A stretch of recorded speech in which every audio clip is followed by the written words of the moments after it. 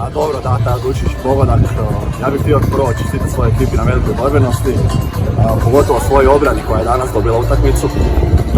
Poljska je uvijek neugodan protivnik, prošle godine su skoro završili u polufinalu, čestitam i njima. Da, ovako je drago mi je da se sa pobjedom uđe u turnir, odmah se lakše diše.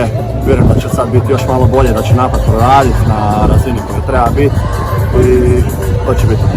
Uvijek je tako kad se otvara prvenstvo bilo koje, tako da i ovo nije nekakav izuzetak.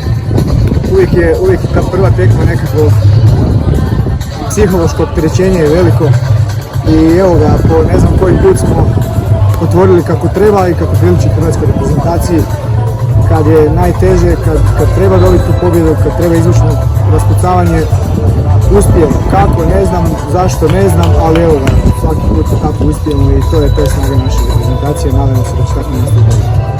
Pa evo, počeli smo prvenstvo, ne onako kako smo htjeli, pa jedan shootout, ali mislim da smo prvi set malo još bili u grču, nismo dali sve od sebe, nekako smo možda nam je taj početak teško pao, ali onda drugi set smo pustili, zasluženo ga dobili i na kraju shootout je zasluženo, one su ne ranije, bolje i nadam se da mi to zadnji poraz na prvenstvu i da ćemo dobiti i već sad je fokus na Poljsku i nadam se da to rješavamo bez shootouta, 2-0 i ništa, čestitam svoje ekipi na borbenosti.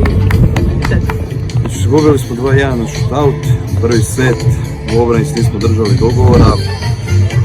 dogovora, dobili 2 glupa isključenja, oni 2 penala, jer smo tu uzeli 3-4 lopte u startu što su nam nudile i imali cijeli set vodili, možda bi ga sukli na kraju.